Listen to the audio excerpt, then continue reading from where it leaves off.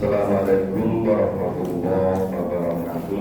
Waalaikumsalam warahmatullahi wabarakatuh. Mari kita buka kembali Mushaf Al-Quran. Kemarin pagi sampai ayat 53. Sekarang kita lanjutkan ayat 54. Surat Yunus, surat ke-10, mulai ayat 54.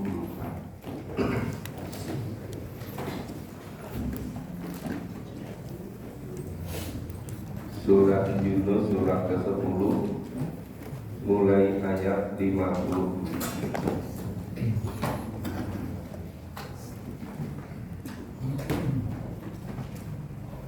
A'udzu billahi minasyaitonir rajim. A'udzu billahi minasyaitonir rajim. Bismillahirrahmanirrahim. Bismillahirrahmanirrahim. Walau anna likulli nafsin zalamat ma fil ardi laftadat bi Nafsin dhalamat ma fil ardi laftadat bih. wa asarrun nadamata lamma ra'amul adab Wasasarrun nadamata lamma ra'awul adab. wa qudiya bainahum bil qist Wa qudiya bainahum bil qist. wa hum la yuzlamun. Wa hum la yuzlamun. Ala inna lillahi ma fis samawati wal ardh. Ala inna lillahi ma fis samawati wal ardh. Ala inna wa'dallahi haqq. Ala inna wa'dallahi haqq. Walakinna aktsarahum la ya'lamun. Walakinna aktsarahum la ya'lamun. Huwa yuhyi wa yumiitu wa ilaihi turja'un. Wa yuhyi wa yumiitu wa ilaihi turja'un. Ya ayyuhan nasu qad ja'akum maw'idhatun mir rabbikum. Ya ayyuhan nasu qad ja'akum maw'idhatun min rabbikum.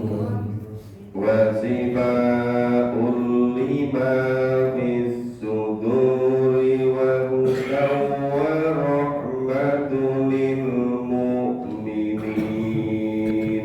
Wa shifaa'un lima fis suduri wa hudan wa rahmatun lil mu'minin. Qul bi fadlillahi wa bi rahmatihi Qul bi fadlillahi wa bi rahmatihi. wa bidzalika falyafrahu huwa khairun mimma yajma'un. Wa bidzalika falyafrahu huwa khairun mimma yajma'un. Qul ara'aytum ma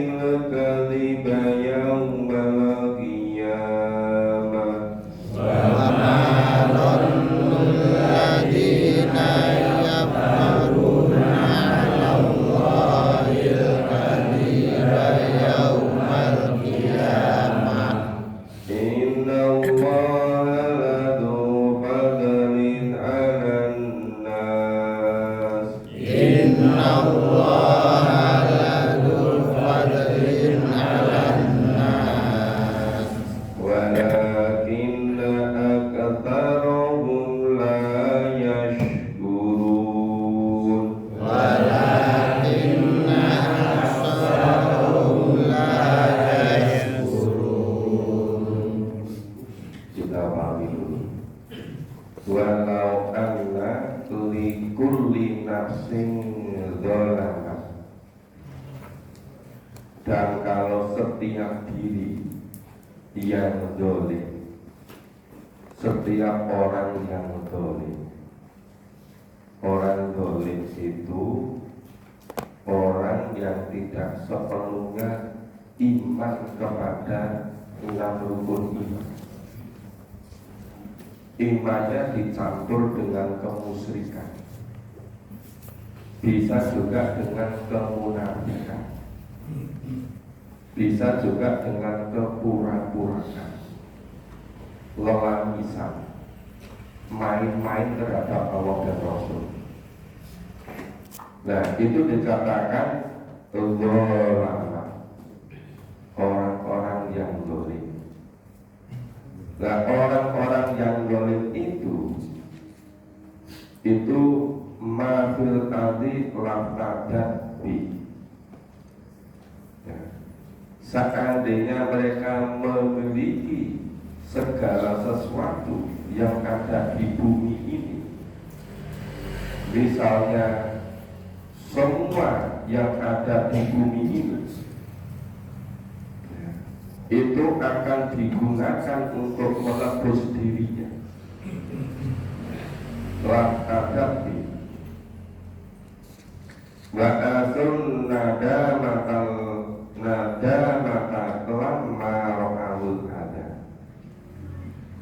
Mereka berusaha untuk menutupi penyesalannya ketika mereka telah menyaksikan azab.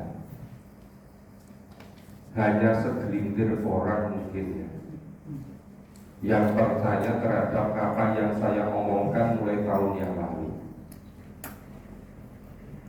Misalnya saya katakan tuh,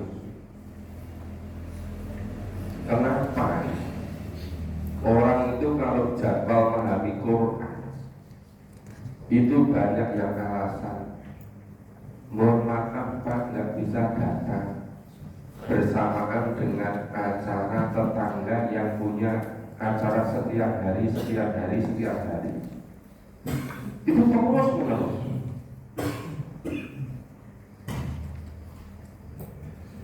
Jadi dari tahun ke tahun mungkin mengadakan pengajian sudah 40 tahun, 50 tahun, 70 tahun, bahkan beratus-ratus tahun. Tetapi hanya begitu terus, tidak pernah secara sungguh-sungguh memahami Al-Quran secara tuntas, diturunkan secara tuntas. Tidak pernah ada tujuan seperti itu. Banyak juga, misalnya ketika pilihan, ayo Bapak Ibu kita memahami Quran bareng-bareng.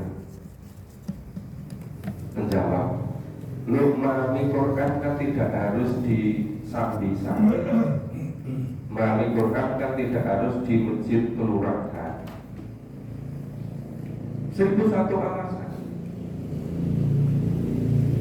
Ini banyak sekali yang begitu. Merasa cukup pengajian ala kadarnya. Yang penting orang-orang mau datang. Itu sudah berpuluh-puluh tahun, ratusan tahun begitu terus.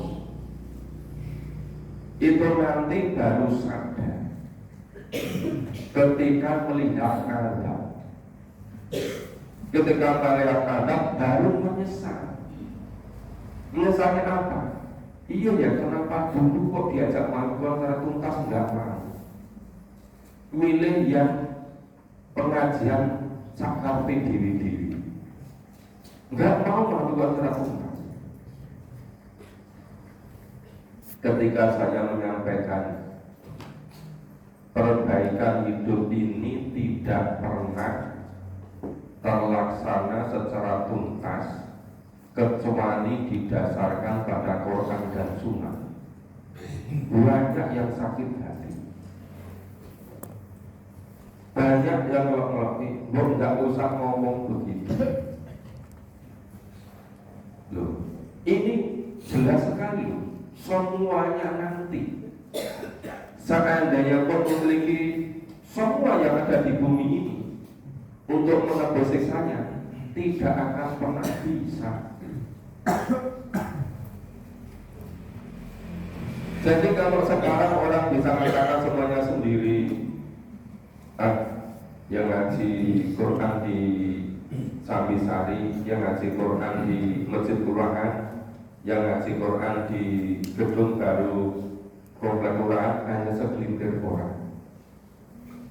Ya memang yang mau dengan tuntunan Allah dan Rasul baru segelintir orang. Maunya ibadah tapi nggak usah ngikuti tuntunan Allah dan Rasul. Ada lagi yang di masjid tertentu, ayo kita melakukan secara urut.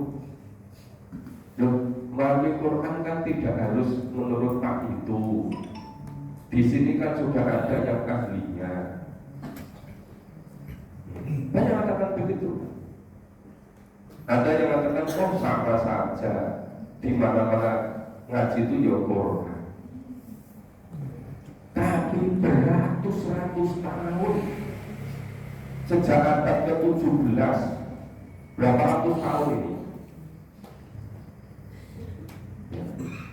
18, 19, 20, 300-an tahun terus seperti itu, tidak mengalami perubahan. Terus mau sampai berapa ratus tahun lagi, terus berapa miliar orang yang menjadi korban karena tidak pernah mau melakukan secara tuntas, gara-gara seperti itu. Nah, kalau sekarang itu misalnya belum sadar, itu hanya persoalan waktu saja. Paling lama nanti menjelang Sakaratul Maut. Loh, Bapak Ibu semuanya boleh percaya, boleh tidak. Ini saya menyampaikan firman Allah. Lo mau memahami firman Allah, mau melaksanakan kok takut. Nanti kalau dikucilkan masyarakat bagaimana? Lo memang yang menjadikan udara untuk bernapas itu masyarakat. Kan yang menjadikan Allah semua. Nakut-nakuti. Nanti kalau itu memahami Quran, nanti kalau meninggal nggak ditahlilkan gimana? Lo meninggal itu kalau sudah meninggal itu urusan orang yang hidup. Yang meninggal tidak salah apapun. Orang kok takut mau memahami Quran cuma ditakut-takuti. Nanti kalau memahami Quran, nanti kalau meninggal tidak di 3 hari 7 hari. Ini gara-gara apa? Gara-gara beragama Islam tidak mau sungguh-sungguh memahami Quran. Hanya sepotong-sepotong yang disampaikan, yang dikaji, dan itu beratus-ratus tahun. Nah, kalau saya katakan seperti itu, banyak katakan, Bapak dari situ kalau memahami Quran yang gitu-gitu itu nggak usah dijelas-jelaskan. Dan itu semuanya suruh melewati gitu saja. Bukan repot.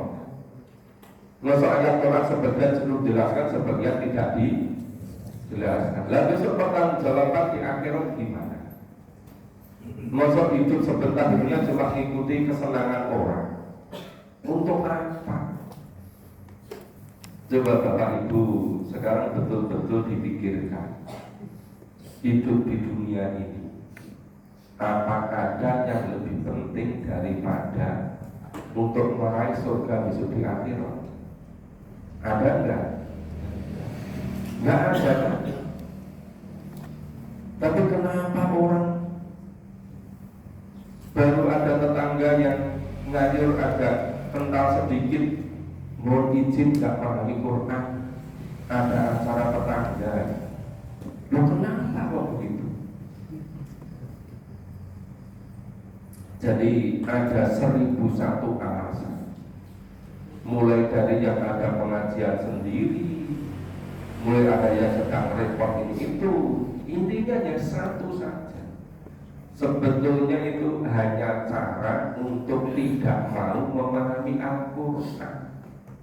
Kekhawatiran kalau sampai ngerti isi Al-Quran, maka dibuat rame-rame hiburan di masjid-masjid supaya masjid-masjid tidak digunakan untuk memahami Al-Quran. Makanya kalau digunakan untuk pengajian, kalau sampai terdengar, biasanya nggak senang. Tapi kalau suara rame-rame musik timbrung-timbrung sampai malam malam, ya nggak ada masalah.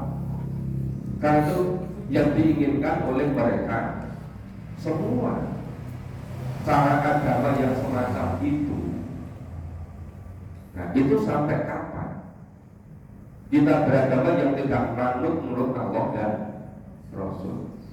Apa sampai seperti yang ayat 54 ini nanti, setelah melihat azab, melihat siksa, seandainya memiliki apapun yang berada di muka bumi ini untuk nebus, padahal bumi ini bukan miliknya loh, iya kan? Loh, kadang-kadang memiliki tanah 1000 meter aja belum lunas membayarnya, masih ngangsur. Kok sampai mengatakan seandainya memiliki apapun yang berharga di muka bumi ini untuk menebus azab itu, tidak akan pernah bisa.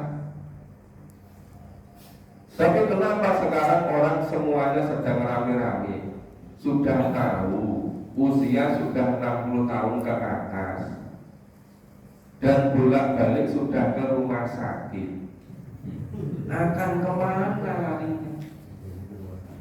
Tapi masih terus-menerus yang diupayakan duniawi. Kenapa tidak sebagian diinvestasikan untuk fisabilillah? Mari sama-sama untuk membangun tempat untuk memahami Al-Quran yang insya Allah amal jariyah yang akan mengalir pahalanya selama-lamanya. Nah, kemudian Bakuliah Badaun Bilqis, dan mereka telah diberi keputusan dengan adil bahwa lanjut mereka sama sekali tidak dirugikan, tidak dianiaya. Coba walaupun ayat-ayat semacam ini kebanyakan dihindari, tidak disampaikan di masjid-masjid, supaya orang tidak sadar pentingnya memahami Quran. Biasanya ayat-ayat yang menyenangkan saja, padahal yang semacam ini seharusnya yang menjadi penentu. Ala inna lillahi ma fis samawati wa ketahuilah seluruh yang ada di langit dan bumi itu milik Allah. Jangan takut cuma memahami Qurannya, takut berapa nanti kalau tetap Al-Quran akan dikucilkan oleh masyarakat, dan terus dari pemuka masyarakat kerjanya menghalang-halangi orang dari jalan Allah itu besok di akhiratnya gimana?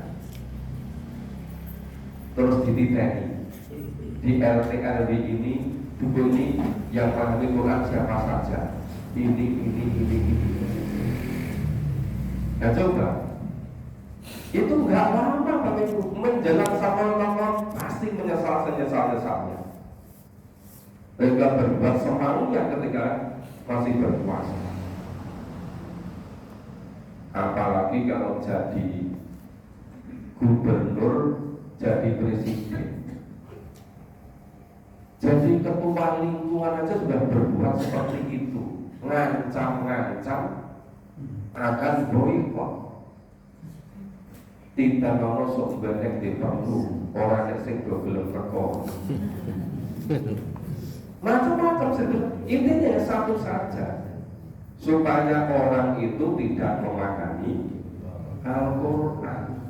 Mereka merasa menguasai masyarakat, bisa memboikot. Padahal Allah katakan, ala inna lillahi ma fis samawati wal ardi.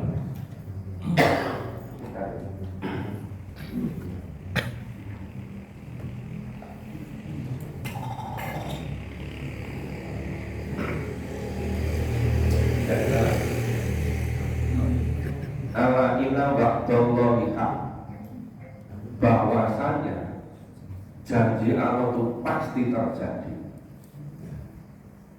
Jadi nggak urus orang hidup di dunia sama sekarang itu iman atau tidak, itu nggak urus.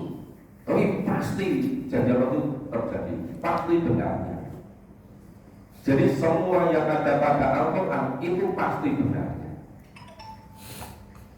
Bahwa dulu ketika zaman kejayaan Islam, 2/3 penduduk dunia itu mengikuti Al-Quran, iya. Zaman dunia dipimpin oleh orang Islam. Bahwa zaman sekarang hampir semua orang tidak mau dengan Al-Quran, yaitu zaman yang sedang kita alami sekarang. Maka siapapun yang memulai sebagai mutakhir Al-Quran pasti dengan 1001 cara dihalang-halangi, dirintah. Mulai dari yang ringan-ringan sampai yang terberat. Yang ringan tadi, ngapain sih? Tidak pahami Quran secara keseluruhan. Itu dari dulu nenek moyang kita juga begitu gitu kan. Ya, dengan 1001 cara. Tapi intinya ala inna wa'dallahi haq. Ketahui bahwa sesungguhnya janji Allah, ketentuan Allah itu benar, pasti terjadi. Walakin aktsarahum la ya'lamun. Namun kebanyakan manusia tidak tahu. Termasuk yang ngancam-ngancam tadi. Semuanya kenapa? Tidak secara sungguh-sungguh memahami Quran. Termasuk pengajian satu dengan yang lain dipisah-pisahkan. Oh ini bukan aliran ini, oh ini bukan kelompok ini, oh ini bukan itu. Untuk apa? Lah kalau semuanya memahami Quran kan pasti ketemu gitu.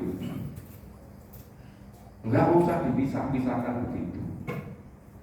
Mari sama-sama memahami Al-Quran. Nanti dengan sendiri akan ketemu asal sumbernya sama Al-Quran, tapi dengan syarat dengan sungguh-sungguh dituntaskan memahami Qurannya.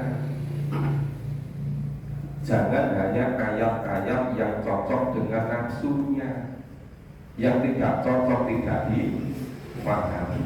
Harus keseluruhan, nggak boleh pilih-pilih. Wa yuhyi wa yumit. Dia Allah yang maha menghidupkan dan mematikan. Wa ilahi turja'un. Dan semuanya kembalinya kepada Allah. Ya ayuhan nas, wahai semua manusia, qad ja'akum mau'idhatum mir rabbikum. Telah datang kepadamu mau'idhah, pelajaran, pendidikan dari Tuhan. Apa? Al-Quran ini. Jadi yang dimaksud dengan qad ja'akum mau'idhatum mir rabbikum, ya Al-Quran ini. Allah telah mewahyukan Al-Quran kepada Nabi. Al-Quran itu fungsinya sebagai mau'idhah, untuk mendidik. Makanya dulu Allah langsung mendidik Nabi selama kurang lebih 23 tahun dengan diturunkan wahyu. Nah, kalau kita ngikuti Al-Quran secara kafah, berarti kita juga dididik Allah. Jadi pendidiknya itu bukan hanya ustaz, bukan hanya ustazah, bukan hanya kiai, bukan hanya ulama, tapi pendidiknya Allah dan Rasul, Quran dan Sunnah. Itu kalau mau memahami Al-Quran secara langsung. Nah, Al-Quran tadi fungsinya untuk apa? Wasifatul lima fisudur, sebagai obat penyakit hati. Yang disebut lima fisudur di dada itu hati. Quran sebagai obat penyakit hati. Apa? Penyakit keraguan-raguan, penyakit kemusyrikan, penyakit kemunafikan, kepura-puraan, koyo brungklong, rono rene, hanabi, paham kan? Penyakit kemusyrikan, penyakit kekafiran, penyakit kesombongan. Bicara memahami Quran. Yuk kita memahami Quran bareng-bareng. Kita tentu siapa? Itu bukan dari pesantren terbaik di muka bumi, nggak mau. Itu penyakit juga. Padahal yang ahli dari pesantren terbaik tidak mau menuntuni, tidak mau membersamai. Masyarakat dibiarkan. Itu nanti semuanya akan menyesal. Dan tidak lama lagi menyesalnya. Ya paling lama ketika menjelang ajal datang. Itu pasti menyesal semuanya. Jadi orang yang tidak mau memahami Quran secara tuntas tidak mungkin bisa membersihkan dari penyakit hati, dari penyakit keraguan-raguan, ragu-ragu. Sebetulnya kalau mengikuti Quran apa betul-betul bisa bahagia? Enggak yakin. Penyakit dari kemusyrikan. Apa iya sih?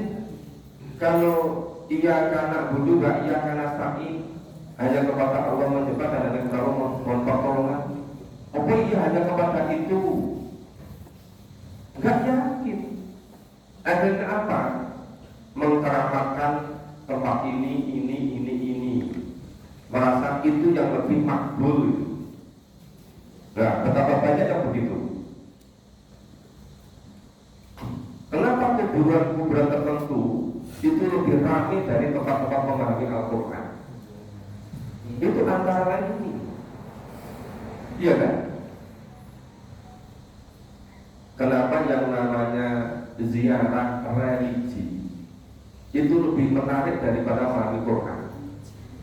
Walaupun keluarga pun lebih banyak. Ada kan ziarah religi sampai antar negara, antar benua, sampai kira-kira biayanya itu seimbang dengan biaya haji, lebih tinggi dari biaya umroh keliling itu di dunia. Ada yang sampai 75 juta, tapi tidak keberatan keluarga. Tapi kalau untuk memahami Al-Quran, untuk mengamalkan isinya, kok tidak mau? Ada juga yang wisata religi yang bukan kelas berat, kelas inting-intingan, yang antar pulau Jawa, gitu kan? Tapi ramai terus itu. Lalu coba kalau semua energi, waktu, tenaga digunakan untuk memahami Quran, berubah semua nanti hidupnya, berubah total semua, asal mau memahami Al-Quran. Jadi satu-satunya cara yang bisa mengobati penyakit hati itu hanya Al-Quran. Jadi jadi sifatu lima fisudur, Al-Quran ini obat penyakit yang ada di hati. Nah, kenapa kok tidak percaya sama Al-Quran ini? Kenapa kok nggak mau percaya sama isinya ayat Al-Quran ini? Sudah sangat jelas. Jadi yang qad ja'akum mau'izatun min rabbikum itu Al-Quran. Al-Quran sifatul lima fi sudur. Al-Quran fungsinya sebagai obat seluruh penyakit hati, wahudan dan petunjuk. Nah, kenapa sekarang orang kok lebih senang mengikuti cara-cara hidup yang tidak menurut Allah dan Rasul? Dijanjikan dengan kebahagiaan jalan ini, tapi semuanya hanya duniawi. Semuanya hanya yang bersifat materi, tidak menyiapkan hidup yang sebenarnya besok di akhirat. Warahmatul lil mu'minin. Tapi Bapak Ibu, semuanya tadi khusus untuk orang yang beriman. Jadi yang Al-Quran sebagai pendidikan, Al-Quran fungsi untuk membersihkan hati, Al-Quran sebagai petunjuk, Al-Quran sebagai rahmat. Ini khusus untuk orang-orang yang beriman. Kalau tidak beriman, tidak yakin, dia nggak mau. Dengan 1001 alasan tadi, diajak baca Quran repot, tapi diajak nonton di Pak Presiden, kok punya waktu terus itu. Akhirnya kok disibukkan terus oleh urusan duniawi. Lo kadang-kadang hobi itu bisa disetarakan sebagai Tuhan. Sebab apa? Karena hobinya itu sampai nggak sempat memahami Quran. Dengan macam-macam jenis hobinya itu. Ada yang hobinya pada kendaraan. Itu kalau touring kemana saja punya waktu. Walaupun jaraknya 500 kilo punya waktu. Tapi nek memahami Quran sekitar 50 meter, 100 meter dari rumahnya nggak punya waktu. Coba, lebih jauh mana itu? 500 kilo dengan 500 meter. Yang 500 kilo punya waktu. Itu sekedar contoh. Tapi banyak yang lebih parah dari itu. Gara-gara hobi nggak punya waktu memahami Quran. Gara-gara karena terlalu cinta pada dunia, semuanya serba diukur dengan rupiah, nggak sempat memahami Quran. Memahami Quran pikirannya itu kalau datang ke masjid, itu kalau datang ke pengajian minggu malam, itu untungnya apa? Dapat berapa rupiah gitu? Dia nggak dapat kalau dengan rupiah.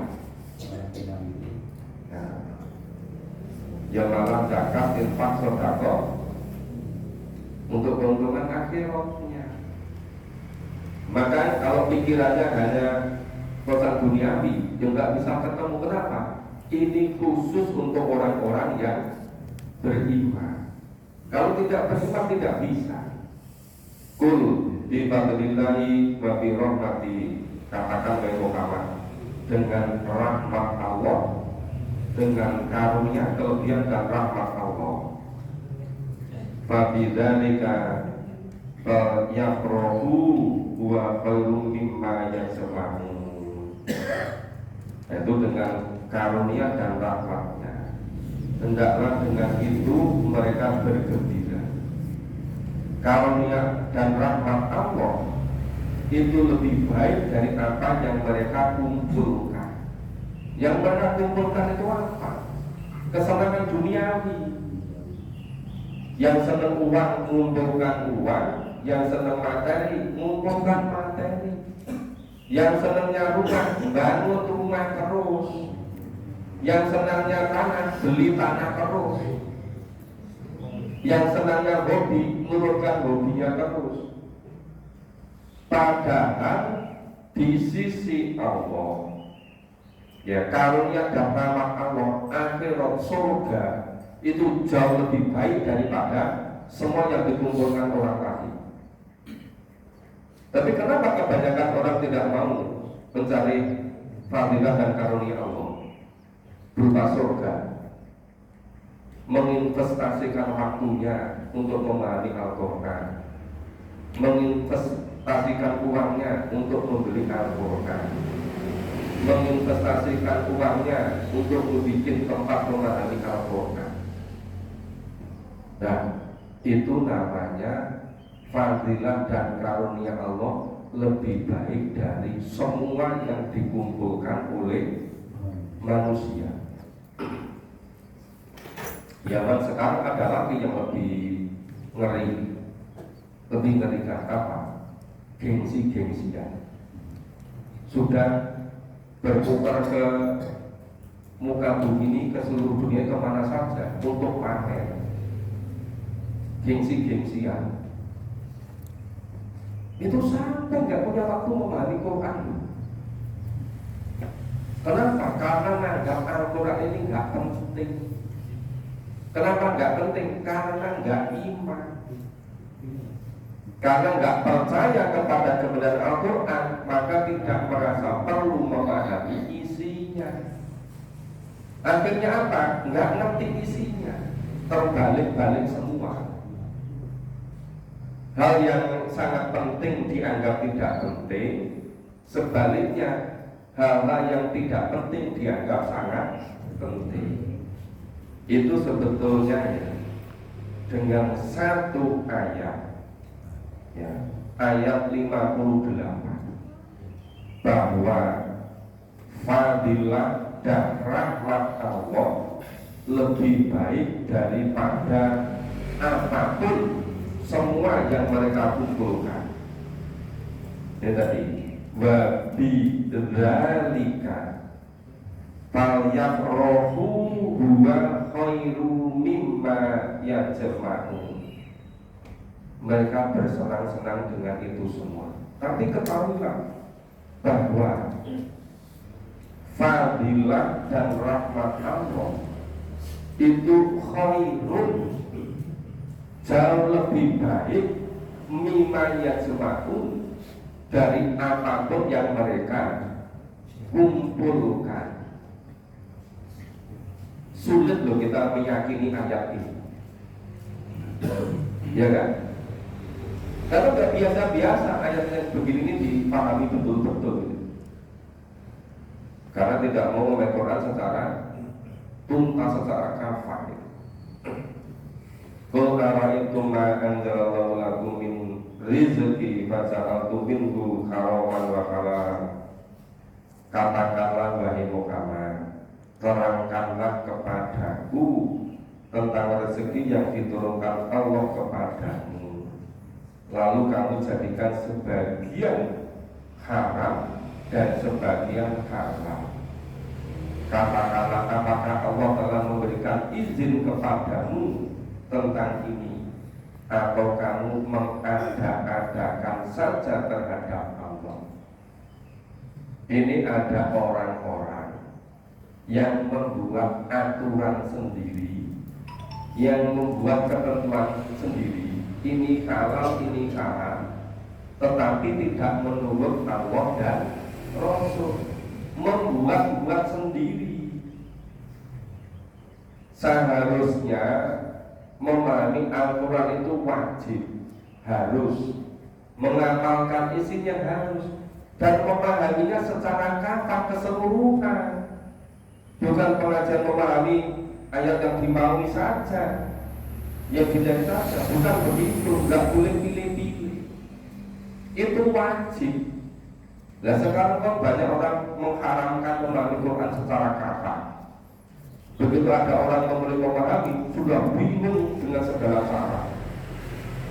Bagaimana caranya supaya orang itu punya kesibukan tidak datang memahami Al-Quran, dibuat-buat berbagai macam kegiatan yang lain. Itu sebenarnya intinya juga sama saja. Itu membuat sesuatu kemuat sendiri. Maka katakan, oh ini halal, ini haram, tetapi bukan menurut Allah dan Rasul. Wa man dzallul ladzina yaftaruna 'alallahil kadziba yaumil qiyamah. Apakah dugaan orang-orang yang mengada-adakan kebohongan terhadap Allah pada hari kiamat? Apa orang yang semacam itu besok hari kiamat dibiarkan saja, membuat-buat sendiri? Oh, sekarang banyak yang punya pendapat kalau orang Islam, orang awam itu tidak perlu memahami Quran secara langsung. Quran itu dipahami khusus untuk ulama, khusus untuk kiai, dai saja yang boleh tertentu. Coba, itu ngomongan siapa itu? Apa Allah dan Rasul katakan begitu? Tidak pernah kan? Buat-buat sendiri kan? Dengan muncul istilah kowe konek melu-melu memahami Quran, nera kuat iso edan kowe. Itu akibat dari tadi membuat-buat sendiri itu. Lu dari mana? Kok Al-Quran khusus untuk ulama? Memahami Al-Quran kok khusus untuk kiai? Pokoknya merungi resiki baik. Apa sedih ngomong ke kiai, ikuti. Loh, perintahnya itu ikuti Allah dan Rasul. Lah kok sekarang tidak mau memahami Al-Quran secara langsung. Nah kemudian apa yang semacam itu nanti sampai hari kiamat dibiarkan saja, membuat-buat sendiri. Inna Allah ladu fadilna nasi walakina aktaruhum la yashkurun. Sesungguhnya Allah benar-benar mempunyai karunia yang dilimpahkan atas manusia, tetapi kebanyakan manusia tidak mensyukurinya. Allah itu memberikan kecerdasan, kemampuan kepada semua manusia. Bahwa manusia memiliki perbedaan jenis kecerdasan, iya. Ada yang kecerdasannya melalui mendengarkan, begitu dengar langsung cemerlang. Ada yang Allah melimpahkan kecerdasan pada penglihatan, begitu melihat langsung terekam, langsung terlihat.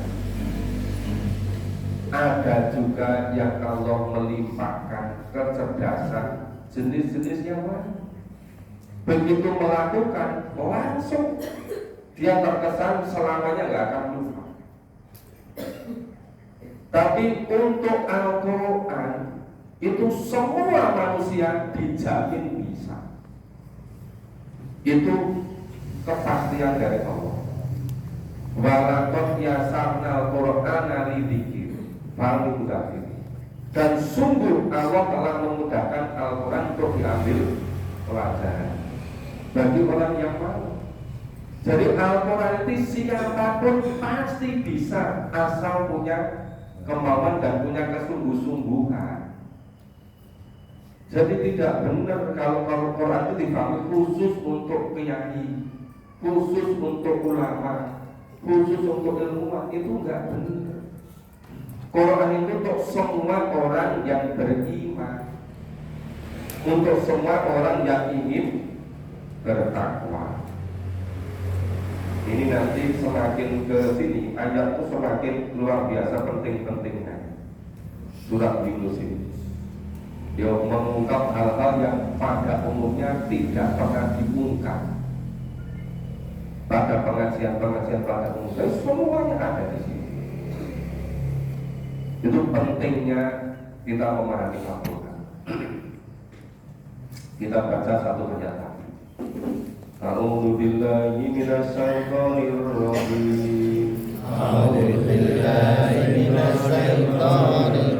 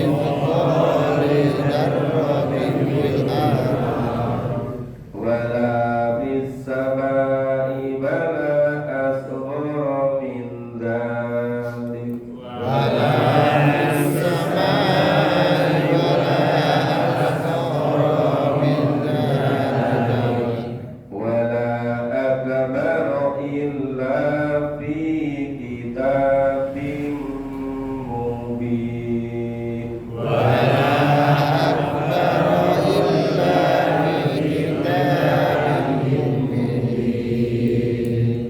Ya, kamu tidak berada pada suatu keadaan, artinya dimanapun dan kapanpun, dan kamu tiada membaca suatu ayat Al-Quran, dan kamu tidak mengerjakan suatu pekerjaan apapun, melainkan semuanya itu menjadi saksi atasmu. Jadi dimanapun dan kapanpun, apapun yang kamu lakukan, itu semuanya menjadi saksi. Ya, di waktu kamu melakukannya itu, tidak luput, tidak ada yang kelewatan dari pengetahuan Tuhan. Biarpun sekecil darah, ya darah, kalau zaman Al-Quran diturunkan dulu, katanya darah itu seperti debu, biji sawi, atau kalau di desa dulu ada bambu yang itu ada glukut, apa? Glukutnya itu katanya itu yang paling kecil gitu. Ya lebih kecil dari itu. Ya kalau sekarang lebih kecil lagi, kalau nggak pakai alat nggak bisa dilihat. Ya yang lebih kecil sekian kali lipat dari atom.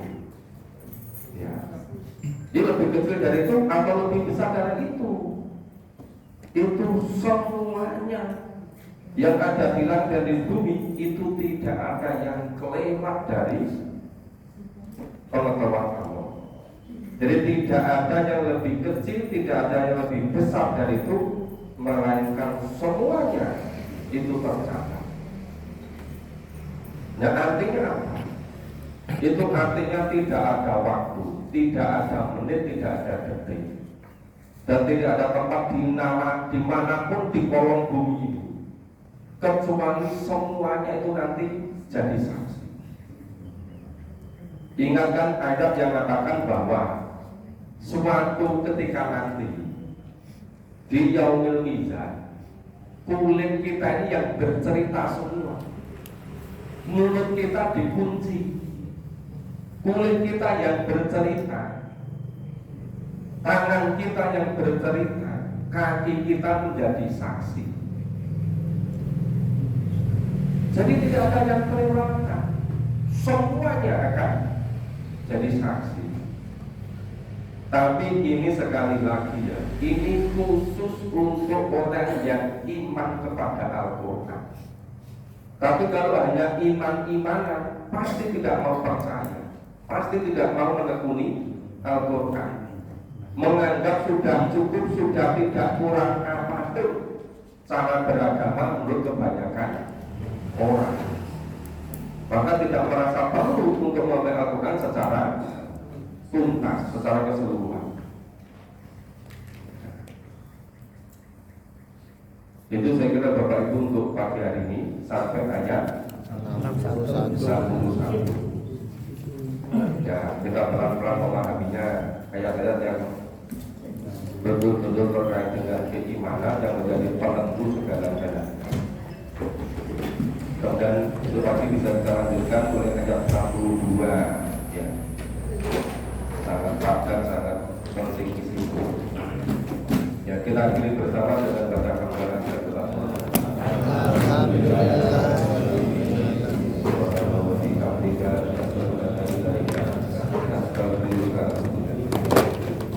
Assalamualaikum warahmatullahi wabarakatuh. Waalaikumsalam.